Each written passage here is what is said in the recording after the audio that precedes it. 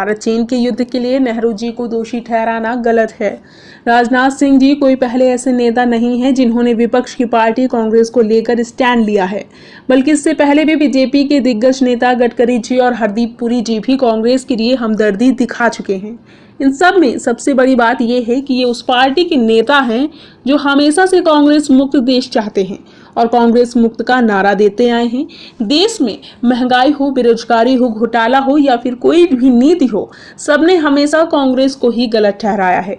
दरअसल 24 जुलाई को रक्षा मंत्री राजनाथ सिंह ने जम्मू में कारगिल विजय दिवस के मौके पर शहीद परिवारों को सम्मानित किया। गोलचंद ग्राउंड में उन्होंने कारगिल युद्ध के शहीदों के बारे में विस्तार में भी बताया।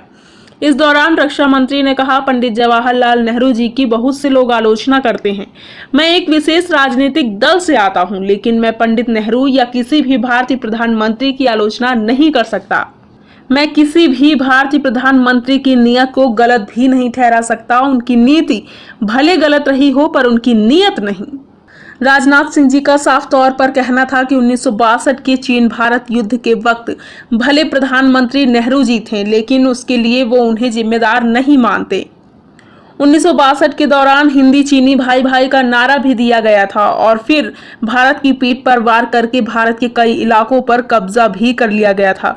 उस घटना के बाद समय समय पर तत्कालीन कांग्रेस पार्टी को कटघरे में खड़ा किया जाता जा रहा है।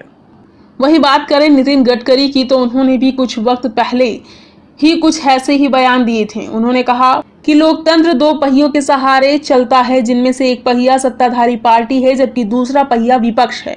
लोकतंत्र के लिए मजबूत विपक्ष की जरूरत है और इसलिए मैं हृदय से महसूस करता हूं कि कांग्रेस को राष्ट्रीय स्तर पर मजबूत होना चाहिए।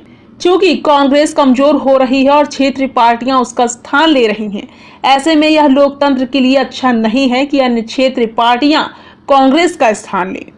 गडकरी जी की इन बातों को लेकर कांग्रेस ने खूब इस्तेमाल भी किया था, पर बीजेपी नेतृत्व की तरफ से कोई खास बयान इस मामले पर नहीं आया था। इसके बाद बीते दिनों केंद्रीय मंत्री हरदीप पुरी ने भी कुछ बयान दिए थे, जिस पर बीजेपी का कोई रिएक्शन नजर नहीं आया।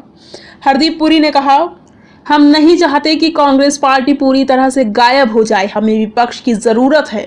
अगर हमारे पास विपक्ष है तो यह विपक्ष को तय करना है किसका नेतृत्व राहुल गांधी, ममता बनर्जी, अरविंद केजरीवाल या शरद पवार किसके द्वारा किया जाना चाहिए। अब सोचने वाली बात है कि बीजेपी के तीन मंत्री कांग्रेस को फिर से खड़ा करने की बात आखिर क्यों कर रहे हैं, ये तो नेता ही जान सकते हैं।